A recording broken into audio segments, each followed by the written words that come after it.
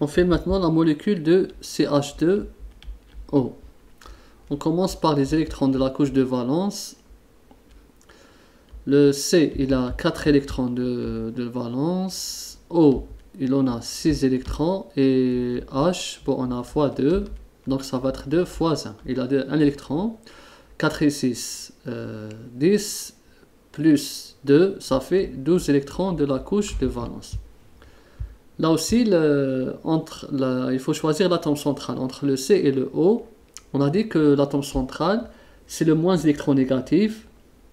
Dans ce cas, c'est le C. Ou bien, c'est l'atome avec le plus grand nombre d'électrons célibataires. Là aussi, c'est le C. Dans les deux cas, c'est le C. Donc, ça va être C, O, H et H. Maintenant, on va... bon, puisqu'on a utilisé 3 liaisons, 3 doublés liants, donc fait 3 fois 2, ça fait 6. 12 moins 6, ça fait 6. Il nous reste 6 électrons de la couche de valence qu'on va distribuer. Donc 6, 1, 2, 3, 4, d'accord, 5, 6. Les voici. Maintenant, bon, est-ce que ici le O, est-ce qu'il respecte la règle de l'octet? Oui, il respecte.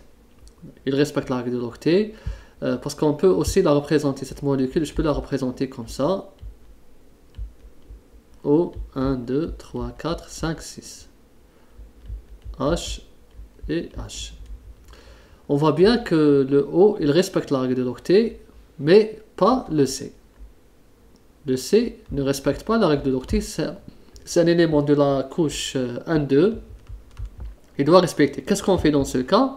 On va transférer ce doublé non liant. On va le transférer ici, de sorte à obtenir une molécule qui respecte la règle de l'octet. Donc j'aurai C, doublison O, les deux doublés qui restent, H et H. Donc là, je vais calculer selon la règle de l'octet. Ça va être... donc ça va être comme ça. Bon, je vais la structure. Bon, il n'y a pas de souci. On peut la trouver comme ça. Donc j'ai pour le O 1, 2, 3, 4, 5, 6, 7, 8. Ça respecte la règle de l'octet pour le O. Et pour le C, ça va être 1, 2, 3, 4, 5, 6, 7, 8. Donc le O respecte la règle de l'octet et l'oxygène respecte la règle de l'octet. Donc ça, c'est la molécule qui, a priori, est la plus possible. On confirme par les charges formelles du C. Quand il est seul, c'est 4. Et quand il est ici lié dans la molécule, après rupture, c'est toujours 4. Ça donne 0, c'est très bien. La charge formelle de l'oxygène, quand il est seul, c'est 6. Et quand il est ici lié, après rupture, c'est toujours 6. Donc 4, 6. Ça donne 0. Donc ça, c'est la structure, la meilleure structure possible. C'est la meilleure structure possible. Possible du CH2. On poursuit avec H1O3. H1O3, les électrons de la couche de valence de la molécule. Le 1, on a dit que c'est 5 électrons. De O, c'est 6 électrons.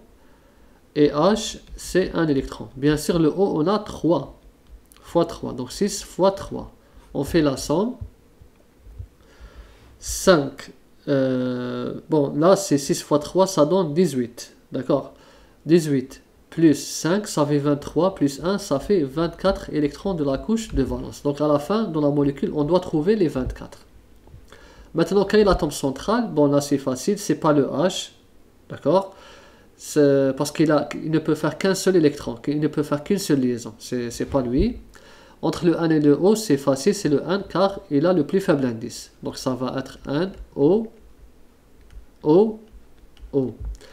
Maintenant le H, est-ce que le H, il va être là ou bien, bon je vais, ou bien le 1 serait comme ça. Ben c'est dans les deux cas, maintenant on ne peut pas savoir. À la fin, on peut savoir. Qu'est-ce qu'on peut faire? Bon, on fait le calcul. Déjà là, j'ai 24 électrons de la couche de valence. Dans les 24, là j'ai déjà utilisé 4 doublés, l'ion, donc j'ai utilisé 8 électrons. 1, 2, 3, 4, chaque liaison, elle comporte 2 électrons célibataires de chacun des atomes, donc c'est 8. Donc ici 24, j'aurai 24 moins 8, ça donne 16 électrons de la couche de valence. Je vais distribuer les 16. Je vais les distribuer par les éléments terminaux. 1, 2, 3, 4, 5, 6. 7, 8, 9, 10, 11, 12, 13, 14, 15, 16. Voici la molécule. Là aussi, je vais faire... bon, là, je vais faire où ça? Bon, je continue toujours là. Après, on va faire ça. Là, on voit bien que le O, il respecte la règle de l'octet. Là, il respecte la règle de l'octet. Là aussi, il respecte parce qu'il est entouré par 8 électrons. Là, il respecte la règle de l'octet. Là, par contre, il ne respecte pas la règle de l'octet. Pourquoi? Parce qu'il est entouré par 6. Il ne respecte pas. L'azote, par contre, là, il respecte. 1, 2, 3, 4, il respecte. Donc, on n'a que l'oxygène qui ne respecte pas. Ici, ou bien on continue toujours avec cette molécule. Bon, si l'oxygène ne respecte pas, c'est pas bien. C'est mauvais, pourquoi? Parce que c'est l'élément de la deuxième période, il doit respecter la règle de l'octet. C'est obligatoire. Comment on fait pour qu'il respecte ici? Il n'y a pas de possibilité. C'est un peu compliqué pour voir est-ce que ça peut respecter ou non. C'est-à-dire on n'a pas où lui ramener les doublés. C'est-à-dire si le N avait un doublé de plus, on va lui distribuer. Mais là, malheureusement, le N n'a pas de doublé libre. Il n'a pas. Donc cette molécule, on voit bien qu'elle ne peut pas exister. C'est impossible car l'oxygène, il peut pas, là, il ne respecte pas la règle de l'octet. On n'a pas comment rectifier.